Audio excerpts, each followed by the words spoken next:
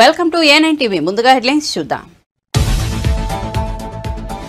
Visakha ఆనందపురంలో YCP social media సమావేశం. Social media కార్యకర్తలకు ఎప్పుడు అండగా ఉంటానన్న జగన్.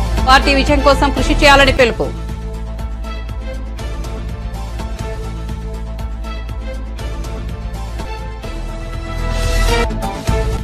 పిఠాపురం నుంచి ఎన్నికల బరిలో దిగుతున్న పవన్. చేబ్రోలు నుంచి భారీ ర్యాలీతో పిఠాపురం మండల పరిషత్ కార్యాలయానికి చేరిక. రిటర్నింగ్ అధికారికి నామినేషన్ పత్రాలు సమర్పించిన జనసేనాని.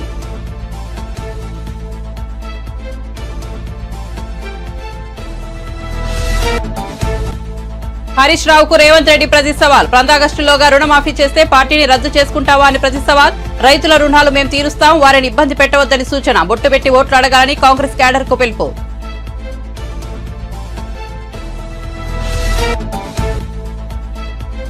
శ్రీకాకుళం జిల్లా పాతపట్నంలో ప్రజాగలం సభ. పాతపట్నం కొత్త చరిత్రను సృష్టించనుందన్న చంద్రబాబు. మే 13న మన జీవితాలను మార్చుకునే రోజు అని వెల్లడి. పవన్ మంచి వ్యక్తి అని కితాబు. రాష్ట్రం కోసం నిర్ణయాలు తీసుకున్నాడని వ్యాఖ్యలు. ఇక వార్త వివరాల్లోకి వెళ్తే ఏపీ సీఎం జగన్ మేమంతా సిద్ధం బస్సు యాత్ర సందర్భంగా విశాఖ ఆనందపురంలో వైసీపీ సోషల్ మీడియా విభాగంతో భేటీ అయ్యారు. ఈ సందర్భంగా ఆయన మాట్లాడుతూ వైసీపీ సోషల్ మీడియా వింగ్ కు మీ జగనన్న ఎప్పుడు అండగా ఉంటాడని స్పష్టం చేశారు. అనంతరం తన నుదుటిపై గాయాన్ని చూపిస్తూ ఈ దెబ్బ ఇక్కడ తగిలింది అంటే ఇక్కడ తగల్లేదు అంటే ఆ దేవుడు మనతో ఇంకా పెద్ద స్క్రిప్ట్ ని రాయించే పనిలో పడ్డారని అర్థమని వివరించారు. కాబట్టి భయపడాల్సిన పని లేదని, ఏపీలో 175కి 175 అసెంబ్లీ స్థానాలు, 25కి 25 ఎంపీ స్థానాలు గెలిచేది వైఎస్ఆర్ కాంగ్రెస్ పార్టీయేనని సీఎం జగన్ ధీమా వ్యక్తం చేశారు. ఒక్క సీటు కూడా ఎక్కడా తగ్గేందుకు వీల్లేదని అన్నారు. మీ చేతిలో ఉన్న ఫోనే మీ ఆయుధమని, పార్టీ విజయం కోసం కృషి చేయాలని వైసీపీ సోషల్ మీడియా కార్యకర్తలకు పిలుపునిచ్చారు. అది తక్కువే అవుతుంది అని మాత్రం ఈ సందర్భంగా సగర్వంగా చెప్పగలుగుతాం.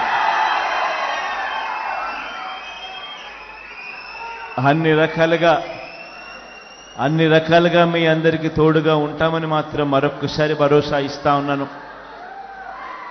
ఆర్గనైజేషన్ కూడా స్ట్రీమ్లైన్ చేసే విషయంలో చాలా ఎఫెక్టివ్గా స్ట్రీమ్లైనింగ్ కూడా జరిగింది.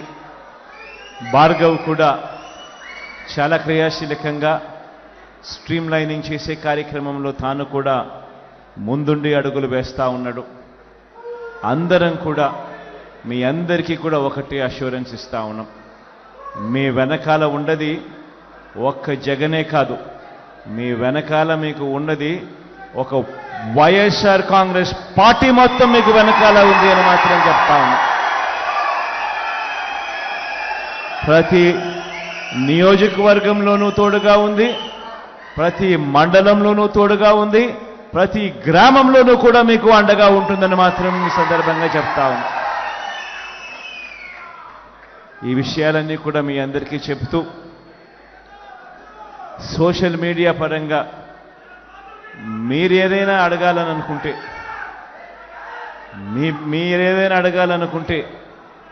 మీ అన్న మీ తమ్ముడు చెప్పడానికి సిద్ధంగా ఉన్నాడని ఈ సందర్భంగా చెబుతూ, ఎవరైనా మాట్లాడాలనుకుంటే మాట్లాడమని కూడా కోరుతా ఉన్నా. ఈరోజు ఎలాగూ అందరూ విశాఖపట్నానికి వచ్చారు. కొంతమంది విశాఖపట్నం వాసులు, కొంతమంది విశాఖపట్నం బయట నుంచి కూడా వచ్చిన వాళ్ళు. ఈరోజు ఈ సిటీని చూస్తూ ఉన్నారు కదా, ఈ సిటీ ఆఫ్ డెస్టినీ అని. ఈ సిటీ ఆఫ్ డెస్టినీ అనేది రేపొద్దున ఆంధ్ర రాష్ట్ర డెస్టినీ అవుతుంది అనేది మాత్రం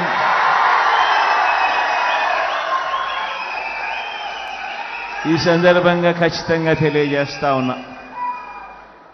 ఈ విషయం తెలియజేస్తూ, ఎప్పుడైతే ఒక ముఖ్యమంత్రి వచ్చి ఈ సిటీలో కూర్చోవడం మొదలు పెడతాడో, ఎప్పుడైతే ముఖ్యమంత్రి ఈ సిటీ నుంచి పరిపాలన చేయడం మొదలు పెడతాడో, అప్పుడు ఈ సిటీ అన్నది హైదరాబాద్తో పోటీ పడే పరిస్థితి, చెన్నైతో పోటీ పడే పరిస్థితి, బెంగళూరుతో పోటీ పడే పరిస్థితి, ఐటీని ఈ స్టేజ్ నుంచి ఈ స్టేజ్కి తీసుకొని పోయే పరిస్థితి కూడా ఉంటుంది. ఈ మాట చెప్తూ మైక్లో మాట్లాడాలని ఎవరైనా అనుకుంటే మీ దాకా మైక్ వస్తుంది. మీరు ఎవరైనా మాట్లాడాలనుకుంటే మాట్లాడండి. మీకు ఏదైనా నేను ఏదైనా నోట్ చేసుకోవాల్సి ఉంటే నోట్ చేసుకుంటాను. మీకు ఏదైనా నేను సమాధానం చెప్పాల్సి వస్తే చెప్తాను. Thank you. BRS Siddipet MLA Harish రావుకు ముఖ్యమంత్రి రేవంత్ రెడ్డి ప్రతి సవాల్ విసిరారు. ఆగస్టు 15వ తేదీలోగా రుణమాఫీ చేస్తే నీ పార్టీని రద్దు చేసుకుంటావా? నేను మాటిస్తే ఎలా ఉంటుందో నీకంటే నీ మామకు బాగా తెలుసునని వ్యాఖ్యానించారు. మంగళవారం కొడంగల్లో ఏర్పాటు చేసిన సమావేశంలో సీఎం పాల్గొన్నారు. ఈ సందర్భంగా ఆయన మాట్లాడుతూ హరీష్ రావు నాకు సవాల్ విసిరారు. 15 ఆగస్టులోగా రుణమాఫీ చేయకుంటే రాజీనామా చేస్తావా అని అడిగారు. మరి నేను రుణమాఫీ చేస్తే నువ్వు నీ పార్టీని రద్దు చేసుకుంటావా అని సవాల్ను స్వీకరించు. భూమి తలకిందులైన కేసీఆర్ ఫామ్ హౌస్ లో ఉరేసుకుని సచ్చినా నేను రుణమాఫీ చేస్తా, నా సవాళ్లు స్వీకరిస్తావా అని ప్రతి సవాల్ విసిరారు. 500కే సిలిండర్ ఇస్తామని ఇవాళ 40 లక్షల మంది ఆడబిడ్డలకు 500 రూపాయలకే సిలిండర్ ఇచ్చిన, 200 యూనిట్లు ప్రతి పేదవాడికి ఉచిత కరెంట్ ఇస్తామని చెప్పి దాదాపుగా 45 లక్షల ఇళ్లల్లో ఇవాళ వెలుగు నింపుతున్నాం. 0 బిల్లు ఇచ్చి ఉచితంగా కరెంట్ ఇస్తున్నాం. ఇదే కాదు, నువ్వు డబుల్ బెడ్రూమ్ ఇల్లు కడతాను మోసం చేస్తే పేదోళ్ళు ఇవాళ పిల్లలు పెళ్ళిళ్ళు అయి పెద్దోళ్ళైన ఇల్లు లేక వాళ్ళు ఇబ్బంది పడుతుంటే 22,500 కోట్లతో 4,50,000 ఇండ్లు నేను రాగానే మంజూరు చేసిన. ఇవన్నీ చక్కదిద్దుకుంటూ తాగుబోతానికి పెత్తనం ఇస్తే ఉన్నదంతా ఆగమాగం చేసి ఉన్న భూములు అమ్ముకొని ఊరంతా అప్పులు చేస్తే ఎట్లుంటుందో ఈ తాగుబోతు కేసీఆర్ చేతికి రాష్ట్రాన్ని ఇస్తే కూడా అప్పుల కుప్పగా చేస్తే ఒక్కొక్క సమస్యను పరిష్కరించుకుంటూ ఒక్కొక్క సమస్యను అవగాహన చేసుకుంటూ ఇవాళ ఒక మంచి పరిపాలన అందించుకుంటూ 100 రోజుల్లోనే 5 గ్యారెంటీలు అమలు చేసిన. 100వ రోజు ఎన్నికల కోడ్ వచ్చింది. రైతు రుణమాఫీ చేయాలంటే కూడా వచ్చింది. బ్యాంకుల్లో నువ్వు చేసిన పాపానికి 26,000 కోట్ల రూపాయలు 4 నెలల్లో నేను అప్పు కట్టాల్సి వచ్చింది. మిత్తి అసలు కిస్తులు కట్టాల్సి వచ్చింది. నిన్న మొన్న మాట ఇచ్చిన 15 ఆగస్టు లోపల తప్పకుండా 2 లక్షల రూపాయల రైతు రుణమాఫీ చేసే బాధ్యత నాది. సేవలాల్ సాక్షిగా, బావోజీ సాక్షిగా నేను మాట ఇస్తున్నా, 15 ఆగస్టు లోపల నేను మీ రైతు రుణమాఫీ చేస్తాను. హరీష్ రావు అంటున్నాడు నిన్న చేయకపోతే రాజీనామా చేస్తావా అని. నేను హరీష్ రావుకు సూటిగా కేసీఆర్ సవాలు విసురుతున్నా, 15 ఆగస్టు లోపల రుణమాఫీ నేను చేస్తా, నేను రుణమాఫీ చేస్తే నీ పార్టీని నువ్వు రద్దు చేసుకుంటావా? సవాళ్ళు స్వీకరించు. 15 ఆగస్టు లోపల 2 లక్షల రుణమాఫీ చేసి చూపిస్తా. అక్కడి సూర్యుడు ఇక్కడ మొరిసిన భూమి ఆకాశాలు తలకిందులైనా కేసీఆర్ ఫామ్ హౌస్లో ఊరేసుకొని సచ్చిన 15 ఆగస్టు లోపల రైతులకు 2 లక్షల రుణమాఫీ చేస్తా. చేసిన మరుక్షణమే నీ పార్టీని నువ్వు రద్దు చేసుకుంటావా? నా సవాల్ను స్వీకరించు హరీష్ రావు. పోయి నీ మామని అడుగు, నేను మాట ఇస్తే ఎట్లుంటానో తెలుస్తుంది. నీ మామకు తెలుసు నీకంటే ఎక్కువ. అందుకే ఇవాళ చెప్తున్నా, ఈ వేదిక మీద నుంచి ఏ రైతు ఆధైర్యపడాల్సిన పని లేదు, ఏ రైతు బాధపడాల్సిన అవసరం లేదు.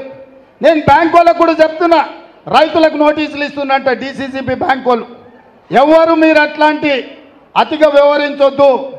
మిత్తితో సహా అనాపైసతో సహా మీ పైసల్ని 15 ఆగస్టు లోపల తెలంగాణ ప్రభుత్వం చెల్లిస్తుంది.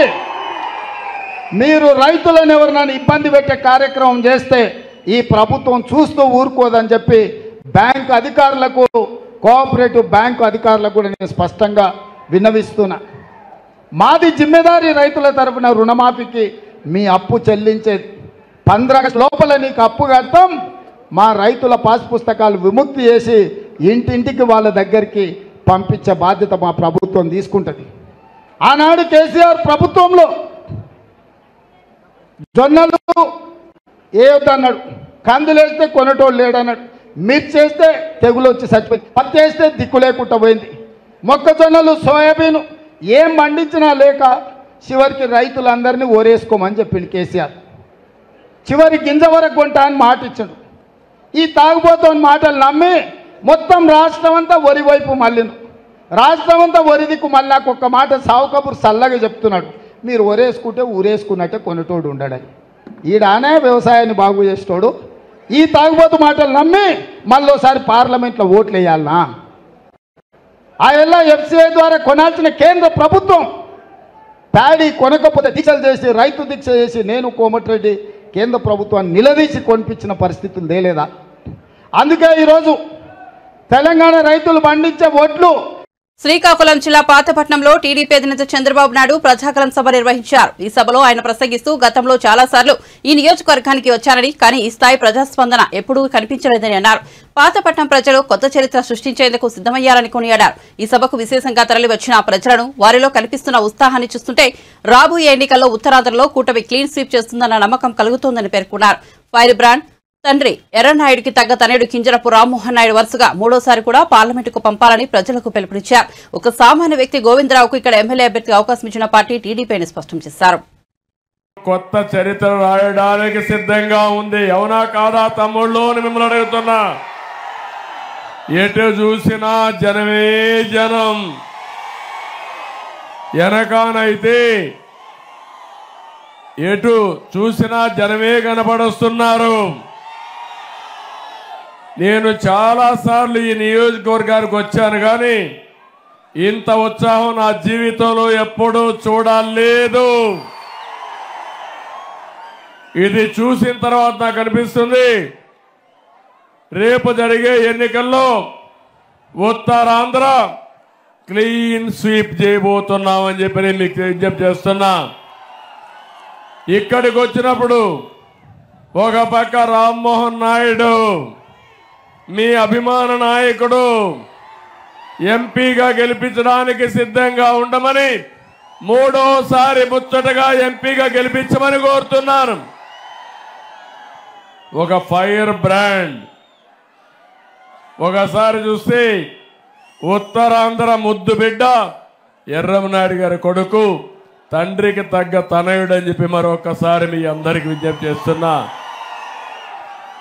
ఇంకో పక్క ఒక యువకుడు గోవిందరావు గారు, సామాన్య వ్యక్తి. ఈరోజు ఇక్కడ ఎంపీగా ఎమ్మెల్యేగా ఇచ్చామంటే ఒక సాధారణమైన వ్యక్తికి ఎమ్మెల్యే ఇచ్చి గెలిపించే పార్టీ తెలుగుదేశం పార్టీ అని చెప్పి నేను మీకు తెలియజేస్తున్నా. తమ్ముళ్ళు 19 రోజులే ఉంది. మీరందరూ ఆలోచించాలి. మన జీవితాలను మార్చుకుని రోజు తొందరలోనే వస్తుంది. అది మే 13వ తారీఖున. ఏం తమ్ముళ్ళు సిద్ధమా అని మిమ్మల్ని అడుగుతున్నా. ఏమమ్మా సిద్ధమా అని మిమ్మల్ని అడుగుతున్నా. మీరేమంటారు తమ్ముళ్ళు అని మిమ్మల్ని అడుగుతున్నా. ఈ ఎన్నిక నా కోసరం కాదు, లేకపోతే మా రాజకీయ పార్టీల కోసరం కాదు. ఈ ఎన్నికలు రాష్ట్రాన్ని బాగు చేసుకోవడానికి. అందుకే నేను చెప్తున్నాను, ప్రజలు గెలవాలి, రాష్ట్రం నిలబడాలి. అందుకే మేము పొత్తు పెట్టుకున్నాం. 3 రాజకీయ పార్టీలు. ఒక పక్క పవన్ కళ్యాణ్ గారు ఒక మంచి వ్యక్తి, సినిమాల్లోనే కాదు హీరో, నిజ జీవితంలో కూడా రాజకీయాల్లో కూడా నిజమైన హీరో మన పవన్ కళ్యాణ్ గారు. ఈ రాష్ట్ర అభివృద్ధి దృష్టిలో పెట్టుకొని పనిచేసే వ్యక్తి. ఇంకో పక్క ఎన్డీఏ బీజేపీ, కేంద్రంలో బీజేపీని అధికారంలో ఉంది. అవునా కాదా తమ్ముళ్ళు అడుగుతున్నా. మళ్ళీ రాబోయేది బీజేపీని. అవునా కాదా అని అడుగుతున్నా. అందుకే మన పొత్తు 3 రాజకీయాల పార్టీలు పెట్టుకున్నాం. ఈ తమ్ముళ్లకు ఉద్యోగాలు ఇవ్వడానికి, మా ఆడబిడ్డల భవిష్యత్తు కోసం భద్రత. లోక్సభ ఎన్నికల్లో చేవెళ్ల బీఆర్ఎస్ అభ్యర్థిగా పోటీ చేస్తున్న కాసారి జ్ఞానేశ్వర్ ను భారీ మెజార్టీతో గెలిపించుకోవాల్సిన బాధ్యత అందరిపై ఉందని ఆ పార్టీ వర్కింగ్ ప్రెసిడెంట్ కేటీఆర్ అన్నారు. బలహీన వర్గాలను ఒక్కటి చేసిన బాహుబలి కాసాని అని కొనియాడారు. తల్లిపాలు తాగి రొమ్ముగుద్దిన రంజిత్ రెడ్డి, కొండా విశ్వేశ్వరరెడ్డిలకు బుద్ధి చెప్పాలని కోరారు. పార్టీ కష్టాల్లో ఉన్నప్పుడు పారిపోయే పిరికిపందలకు బుద్ధి చెప్పాల్సిందేనని అన్నారు. బీఆర్ఎస్ కు 8 నుంచి 10 ఎంపీ సీట్లు వస్తే కేంద్రంలో ఉన్న ఏ పార్టీ అయినా మన మాట వింటుందని కేటీఆర్ చెప్పారు. లోక్సభ ఎన్నికల్లో బీజేపీకి 400 కాదు 200 సీట్లు కూడా వచ్చే పరిస్థితి లేదన్నారు. కాంగ్రెస్ కు 100 నుంచి 150 సీట్లు కూడా రావని చెప్పారు. అరిచేతిలో వైకుంఠం చూపించి మోసం చేసే కాంగ్రెస్ పార్టీని అందరూ నిలదీయాలని అన్నారు. కేంద్రంలోని బీజేపీ గత 10 ఏళ్లలో తెలంగాణకు చేసిందేమీ లేదని విమర్శించారు. చేవెళ్ల లోక్సభ పరిధిలోని రాజేంద్రనగర్లో నిర్వహించిన రోడ్ షోలో కేటీఆర్ పాల్గొన్నారు. ఈ సందర్భంగా ఆయన ప్రసంగిస్తూ ఈ వ్యాఖ్యలు చేశారు. ఇంకా వేదిక పైన ఉన్న గౌరవనీయులైన పెద్దలందరికీ వేదిక ముందు ఎండలు కూడా ఇంత పెద్ద ఎత్తున తరలి వచ్చి జ్ఞానేశ్వరన్నను ఆశీర్వదించడానికి విచ్చేసిన మా గులాబీ అన్నదమ్ములకు, అక్క చెల్లెలకు, ఆడబిడ్డలకు, అన్నదమ్ములందరికీ పేరు పేరున హృదయపూర్వకంగా నమస్కారం. మీ అందరికీ కూడా హృదయపూర్వకంగా ధన్యవాదాలు. ఎండాని సాకులు వెతకకుండా మరి ఈరోజు జ్ఞానేశ్వరన్న గెలవాలే, మళ్ళొక్కసారి రాష్ట్రంలో గులాబీ జెండా ఎగరాలే అనే ఉద్దేశంతో మీరందరూ తరలి వచ్చినారు. తప్పకుండా నాకైతే విశ్వాసం ఉంది, రానున్న రోజుల్లో మనకు తెలంగాణ రాష్ట్రంలో ఉండే 17 పార్లమెంట్ సీట్లకు గాను ఒక 10-12 పార్లమెంట్ సీట్లు కనుక మనం గెలుచుకున్నట్టయితే ఎంతో కాలం లేదు, మళ్ళీ తిరిగి మన పార్టీయే మళ్ళీ రాష్ట్రంలో కూడా గులాబీ జెండా ఎగిరేసేది ఖాయమనే మాట కూడా నేను మీకు విజ్ఞప్తి చేస్తా ఉన్నా. దేశ రాజకీయాలు మీరు ఒక్కసారి చూస్తే ఇవాళ బయటికి ఏం చెప్పినా మోడీ గారికి కానీ ఎన్డీఏకి కానీ 400 సీట్లు కాదు కదా, 200-220 సీట్లు కూడా దాటే పరిస్థితి లేదు. కాంగ్రెస్ పార్టీకి కూడా ఇవాళ చూస్తా ఉంటే 150-200 మధ్యలోనే ఆగిపోయే పరిస్థితి ఉన్నది. ఎందుకు గెలవాలి బీఆర్ఎస్, ఎందుకు ఉండాలి గులాబీ జెండా పార్లమెంట్లో అంటే, మీరు గిన్న 10-12 సీట్లు మాకు అప్పచెప్తే రేపటి రోజున అటు ఎన్డీఏ ఇటు యూపీఏ ఇద్దరు వచ్చి కేసీఆర్ గారి దగ్గరికి వచ్చి అన్నా దండం పెడతాం, మీ తెలంగాణకి ఏం కావాలంటే చేస్తాం, మీరు దయచేసి మాకు మద్దతు ఇవ్వండి అని వాళ్ళే మన దగ్గరకు వచ్చే పరిస్థితి రావాలంటే మన ఎంపీలు ఉండాలి, గట్టి గొట్లాటోళ్ళు ఉండాలి. వాళ్ళ చేవెళ్ల పార్లమెంట్ పరిధిలో మిమ్మల్ని ఆలోచించమని కోరుతా ఉన్నా. నేను ఎవరెవరికి మధ్యన జరుగుతున్నది పోటీ. నిన్న మొన్నటిదాకా ఇక్కడ ఉండి, నిన్న మొన్నటిదాకా మీరు గెలిపిస్తే గెలిచి, నిన్న మొన్నటిదాకా కేసీఆర్ గారు అవకాశాలు ఇస్తే అవకాశాలు వాడుకొని మంత్రి పదవులు అనుభవించి, ఎంపీ పదవులు అనుభవించి, ఇచ్చిన ప్రతి అవకాశాన్ని మీ దయతో, మీరేసిన ఓట్లతో, ఏపించిన ఓట్లతో గెలిచిన వాళ్ళు ఈరోజు తల్లి పాలు దాగి రొమ్ము గుద్దినట్టు తల్లి లాంటి అమ్మకు, ఇవాళ అమ్మ లాంటి పార్టీకి మోసం చేసిన రంజిత్ రెడ్డి, పట్నం మహేందర్ రెడ్డికి బుద్ధి చెప్పాల్సిన బాధ్యత మనందరి మీద ఉన్నది. ఇవాళ పార్టీకి కొంత కష్టకాలం రాగానే అధికారం పోయిందో లేదో వెంటనే జారుకునే ఎవరైతే పిరికి పందలున్నారో తప్పకుండా వాళ్లకు బుద్ధి చెప్పాలి. బలహీన వర్గాలందరినీ 93 కులాల బలహీన వర్గాలను ఐక్యం చేసిన బాహుబలి మన అన్న కాసాని జ్ఞానేశ్వరన్న. మొన్న చేవెళ్ల సభ నేను చూస్తా ఉంటే టీవీలో, ఆ రోజు మా స్వామి గౌడ్ అన్న ఒక మాట అన్నాడు, మేము జనాభాలో 85-90% ఉన్న మేము బలహీనులం ఎట్లయితాం, బలహీన వర్గాలం ఎట్లయితాం, రేపు మా దమ్మెందో చూపెడతాం చేవెళ్లలో అనే మాట మొన్న మన స్వామి గౌడన్న చెప్తా ఉంటే నేను చూసిన. నేను మిత్రులందరినీ ఒక్కటే కోరుతున్నా, ఇవాళ కొన్ని రాజకీయ పార్టీలు అంటాయి బలహీన వర్గాలకు అవకాశం ఇస్తే గెలువరేమో అనే అపవాదు పెట్టే ప్రయత్నం చేస్తారు. మరి ఇలా ఒక బలమైన నాయకుడు, బలహీన వర్గాల నాయకుడు కాదు, బలమైన నాయకుడు, బలహీన వర్గాలకు గొంతుకై నిలబడ్డ నాయకుడు చేవెళ్ల పార్లమెంటులో మీ ముందుకు కేసీఆర్ గారు పంపిస్తే కాసాని జ్ఞానేశ్వర్ గారు వచ్చిండ్రు. మరి బలహీన వర్గాలకు రాజ్యాధికారం కావాలి అనే మాట, అనే డిమాండ్ ఏదైతున్నదో అది నెరవేరాలి అంటే అవకాశం వచ్చిన ప్రతిసారి దాన్ని అందిపుచ్చుకోవాలి, గెలిపించి. జనసేన పార్టీ అధినేత పవన్ కళ్యాణ్ మధ్యాహ్నం పీఠాపురం ఎమ్మెల్యే అభ్యర్థిగా నామినేషన్ దాఖలు చేశారు. ఉదయం చేబ్రోల్లోని తన నివాసం నుంచి భారీ ర్యాలీగా బయలుదేరిన పవన్ కళ్యాణ్ పీఠాపురం పాదిగాయ క్షేత్రం మీదుగా మండల పరిషత్ కార్యాలయానికి చేరుకున్నారు. అక్కడ రిటర్నింగ్ అధికారికి తన నామినేషన్ పత్రాలు అందజేశారు. ఈ సందర్భంగా పవన్ పక్కన ఆయన సోదరుడు Nagababu, Pithapuram TDP incharge SVSS Varma కూడా ఉన్నారు. నామినేషన్ అనంతరం పవన్ చేబ్రోల్ తిరిగి వచ్చారు. సాయంత్రం ఉప్పాడలో జరిగే బహిరంగ సభకు ఆయన హాజరు కానున్నారు. కాగా పవన్ నామినేషన్ ర్యాలీలో 3 పార్టీల కార్యకర్తలు పెద్ద సంఖ్యలో పాల్గొన్నారు. కిలోమీటర్ల పొడవునా బైకులు, వాహనాలతో పవన్ ను అనుసరించిన కార్యకర్తలు, అభిమానులు నినాదాలతో హోరెత్తించారు. ఒక 30-40 నియోజకవర్గాలు మా అభ్యర్థులు పెద్దాపురం లాంటి నియోజకవర్గంలో కూడా నేను విత్డ్రా చేయడం జరిగింది. అందరినీ సర్దుకోమని చెప్పాను. దాంట్లో భాగంగానే చాలా బలమైన ప్రజానాయకులు, ప్రజల్లో బలమైన అవగాహన ఉన్న ప్రజా సమస్యల మీద అలాంటి వ్యక్తి వర్మ గారు నా కోసం ఆయన సీట్ని త్యాగం చేశారు. మనస్ఫూర్తిగా వారికి ఈ సందర్భంగా వారికి నా ప్రత్యేక కృతజ్ఞతలు, నమస్కారాలు. ఈ త్యాగం రాష్ట్ర ప్రయోజనాలకే కానీ వ్యక్తిగత ప్రయోజనాలు దాటి చేస్తున్నాం అది. సో మనస్ఫూర్తిగా వారికి కూడా భవిష్యత్తులో ఉన్నత స్థానాలని అధిరోహించాలని దానికి నా కృషి ఉంటుందని కూడా తెలియజేసుకుంటా ఉన్నాను. అలాగే జనసేన కాకినాడ పార్లమెంట్ పరిధిలో పిఠాపురం కూడా దాని తంగెళ్ళ ఉదయ్ శ్రీనివాస్ టీ టైం అధ్యక్షులుగా మన టీ టైం వ్యవస్థాపకుడిగా పేరుంది.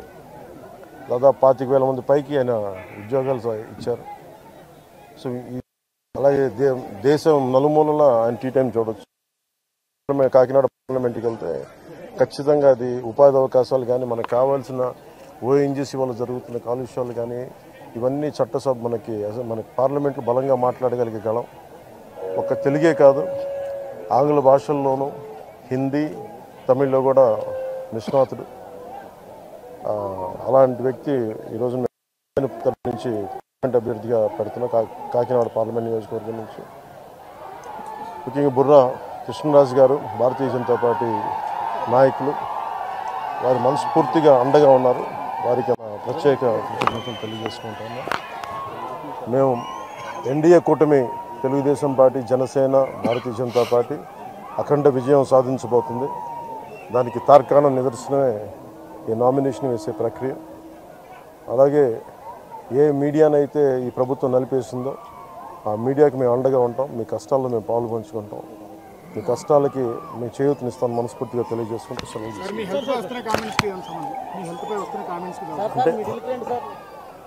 ఏమంటారండి హెల్త్ కామెంట్స్ చెప్పాను కదండి ఆల్రెడీ.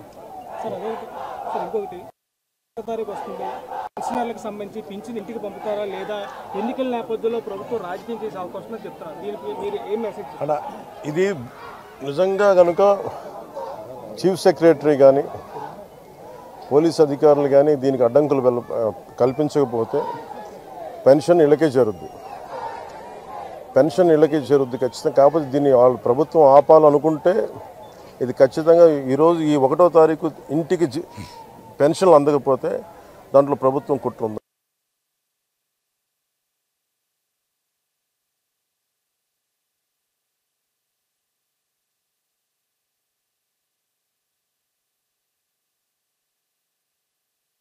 త్రికోణ పోటీ ఉంది ఈసారి.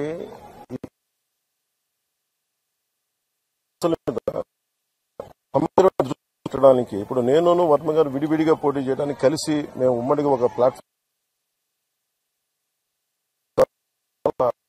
సులభం అవుతుంది.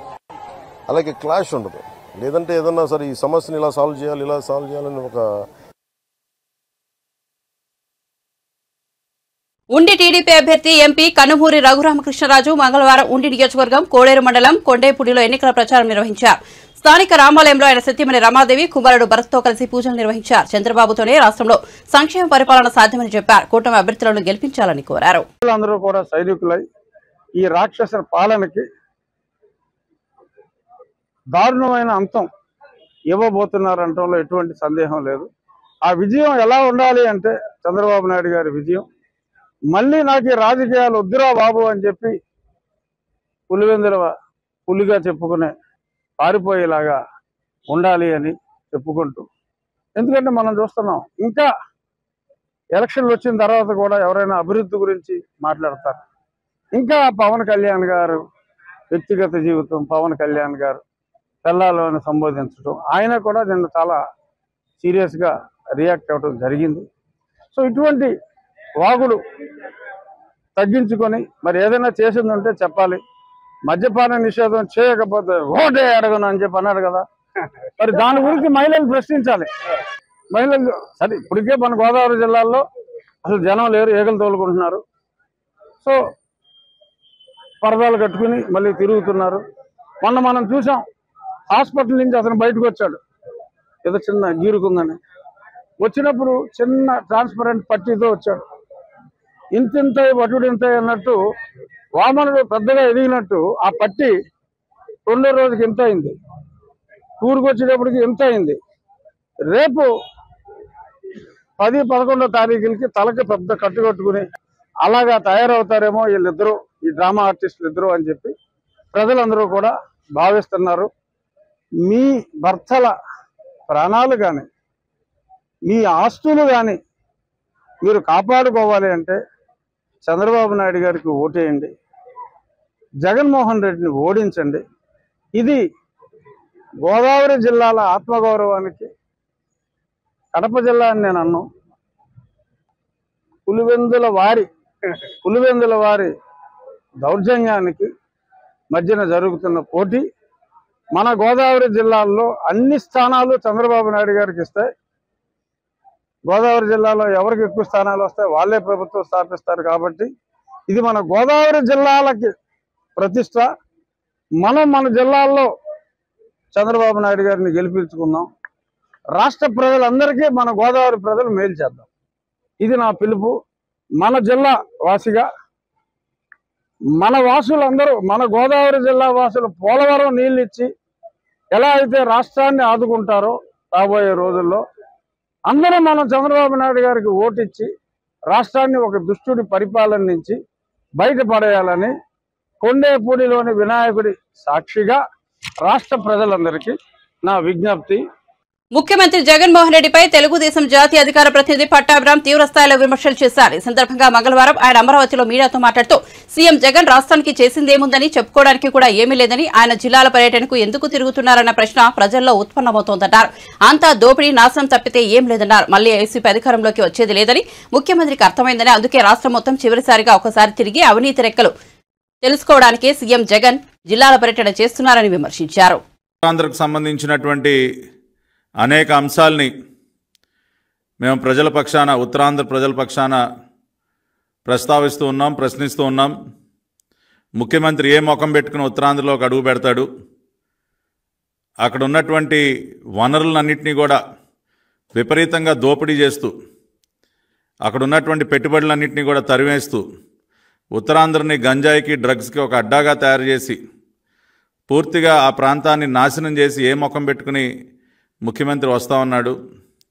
అదేవిధంగా విశాఖపట్నం స్టీల్ ప్లాంట్కి ఆయన చేసినటువంటి నష్టం ఏంటి? ప్రభుత్వ ఆస్తులు, గంగవరం పోర్ట్ లాంటి ప్రభుత్వ ఆస్తులను ఏ రకంగా తెగనమ్మాడు? ఇటువంటివి అనేక అంశాలు మేము ప్రశ్నిస్తున్నాం. ముఖ్యమంత్రి దేనికి కూడా జవాబు చెప్పేటటువంటి పరిస్థితిలో లేడు. ఎందుకంటే ఇవన్నీ ఆధారాలతో మన కళ్ళెదురుగుండా కనపడుతున్నటువంటి అంశాలు కాబట్టి దేనికి సమాధానం చెప్పలేడు ఈ రాష్ట్ర ముఖ్యమంత్రి. రేపు ఉత్తరాంధ్ర ప్రజలు మే 13వ తేదీన వారు ఇచ్చినటువంటి తీర్పు ఏకపక్షంగా ముఖ్యమంత్రికి వ్యతిరేకంగా ఉండబోతోంది. తెలుగుదేశం, జనసేన, భారతీయ జనతా పార్టీ కూటమికి పూర్తిగా సంపూర్ణమైనటువంటి మద్దతుని ఉత్తరాంధ్ర ప్రజలందరూ కూడా తెలియజేస్తున్నారు. ఎందుకంటే తిరిగి ఆ ప్రాంతం బాగుపడాలన్నా, అక్కడ ఉన్నటువంటి మన బిడ్డలకి ఉపాధి అవకాశాలు దొరకాలన్నా, అనేక రకాలైనటువంటి అభివృద్ధి కార్యక్రమాలు ఏవైతే కుంటుపడిపోయాయో అవన్నీ కూడా మళ్ళీ తిరిగి ప్రారంభం కావాలన్నా నారా చంద్రబాబు నాయుడు గారు ముఖ్యమంత్రి అవ్వాలని చెప్పి మరి ఉత్తరాంధ్ర ప్రజలందరూ కూడా బలంగా కోరుకుంటున్నారు. ఇక్కడ ఇంకొక అంశం ఏంటంటే ఈ రాష్ట్ర ముఖ్యమంత్రి ఈ బస్సు యాత్ర అసలు దేనికి చేస్తూ ఉన్నాడు? ఆ చేసిందేముంది? అసలు చెప్పుకోవడానికి చేసిందేముంది? అసలు దేనికి వస్తూ ఉన్నాడు? జిల్లా జిల్లా దేనికి తిరుగుతూ ఉన్నాడు అన్న ఒక ప్రశ్న కూడా ప్రజల్లో ఉత్పన్నం అవుతోంది. దేనికి వస్తూ ఉన్నాడు? అసలు ఏం చేశాడు? మన జిల్లాకి ఏం చేశాడు? ఏదైనా చేస్తే కదా ఇదిగో ఇది చేశాను నాకు ఓట్లేండి అని అడగటానికి. అసలు రాష్ట్రానికి కానీ మన జిల్లాకి కానీ మన ప్రాంతానికి కానీ ఏం చేశాడు? అంతా దోపిడీ నాశనమే కదా. అసలు దేనికి వస్తూ ఉన్నాడన్న ఒక ప్రశ్న కూడా ఉత్పన్నం అవుతోంది. దేనికి అంటే ఈయన గారికి, ఈ రాష్ట్ర ముఖ్యమంత్రి జగన్ రెడ్డి కూడా తెలుసు ఇక మళ్ళీ తాను ముఖ్యమంత్రి అయ్యేది లేదు, మళ్ళీ తన పార్టీ అధికారంలోకి వచ్చేది లేదు అన్న విషయం ఈ రాష్ట్ర ముఖ్యమంత్రికి చాలా స్పష్టంగా తెలుసు. అందుకనే చివరి రౌండ్, రాష్ట్రం మొత్తం చివరిసారిగా ఒక రౌండ్ వేసేసి లెక్కలు సరి చేసుకోవడానికి వస్తూ ఉన్నాడు. దేనికి వస్తూ ఉన్నాడండి? బస్సు వేసుకుని ఈ బస్సు యాత్ర దేనికి చేస్తూ ఉన్నాడంటే ప్రజలకి ఏదో తాను మంచి చేశానని చెప్పుకోవడానికో, చేసిందేమీ లేదనుకోండి, ఏదో నేను ఇది చేశానని చూపించుకోవడానికో, భవిష్యత్తులో మళ్ళీ ఇది చేస్తానని చెప్పడానికో, మళ్ళీ ఈయన గారు ఏదైనా చేస్తానని నమ్మేటటువంటి పరిస్థితిలో కూడా ప్రజలు లేరు. సో కేవలం జగన్మోహన్ రెడ్డి గారి బస్సు యాత్ర దేనికి అంటే ఈ 5 సంవత్సరాల కాలంలో ప్రతి జిల్లాలో కూడా విచ్చలవిడిగా రకరకాలుగా అనేక దోపిడీలకు పాల్పడ్డాడు. అది శాండ్లో కానివ్వండి, లిక్కర్లో కానివ్వండి, మైనింగ్లో కానివ్వండి, భూముల్లో కానివ్వండి, భూ కబ్జాల్లో కానివ్వండి, ఇట్లా రకరకాలుగా ఆయన చెయ్యనటువంటి అవినీతి కార్యక్రమం లేదు. ఎర్రచందనం అమ్ముకోవటం కానివ్వండి, నాటుసారా కాయటం కానివ్వండి. బులెటిన్ ముగించే ముందు హెడ్లైన్స్ మరోసారి చూద్దాం. విశాఖ ఆనందపురంలో వైసీపీ సోషల్ మీడియా సమావేశం. సోషల్ మీడియా కార్యకర్తలకు ఎప్పుడు అండగా ఉంటానన్న జగన్. పార్టీ విజయం కోసం కృషి చేయాలని పిలుపు.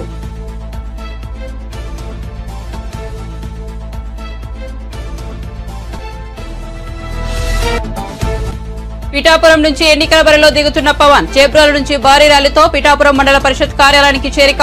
రిటర్నింగ్ అధికారికి నామినేషన్ పత్రాలు సమర్పించిన జనసేనాని.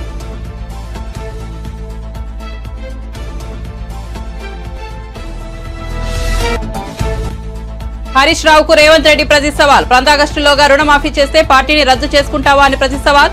రైతుల రుణాలు మేం తీరుస్తాం, వారిని ఇబ్బంది పెట్టవద్దని సూచన. బొట్టు పెట్టి ఓట్లు అడగాలని కాంగ్రెస్ క్యాడర్ కు పిలుపు.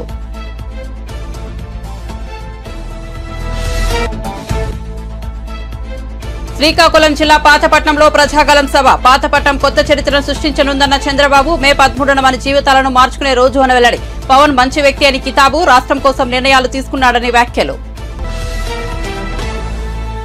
మరిన్ని అప్డేట్స్ కోసం చూస్తూనే ఉండండి A9 TV.